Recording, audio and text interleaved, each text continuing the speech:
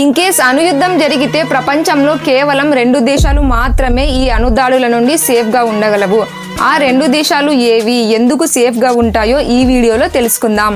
ఒకవేళ అణుయుద్ధం జరిగితే కేవలం 72 నిమిషాల్లో 500 కోట్ల మంది ప్రజలు చనిపోవచ్చు. అణుదాడి తరువాత మనిషికి కేవలం 90 నిమిషాల టైం మాత్రమే ఉంటుంది. రష్యా యుక్రెయిన్ యుద్ధం కారణంగా ప్రపంచం పైన అణుయుద్ధం ప్రమాదం ఉంది.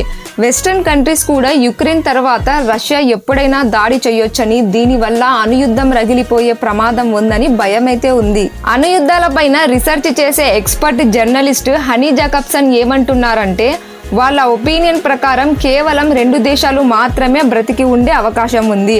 అవి న్యూజిలాండ్ అండ్ ఆస్ట్రేలియా. ఎందుకంటే ఈ 2 దేశాలు వేరే దేశాలతో కంపేర్ చేస్తే న్యూక్లియర్ వింటర్ని తట్టుకోగలవు. వాటి geographical isolation and stable climate కారణంగా న్యూక్లియర్ డీకే సమయంలో ఆహార ఉత్పత్తి వ్యవస్థలను కాపాడగలవు. ఈ 2 దేశాలు వ్యవసాయ ఉత్పత్తులను కొనసాగించగలవు. ఇది అణుదాడి తరువాత ప్రపంచంలో అత్యంత ముఖ్యమైన రిసోర్స్గా మారుతుంది.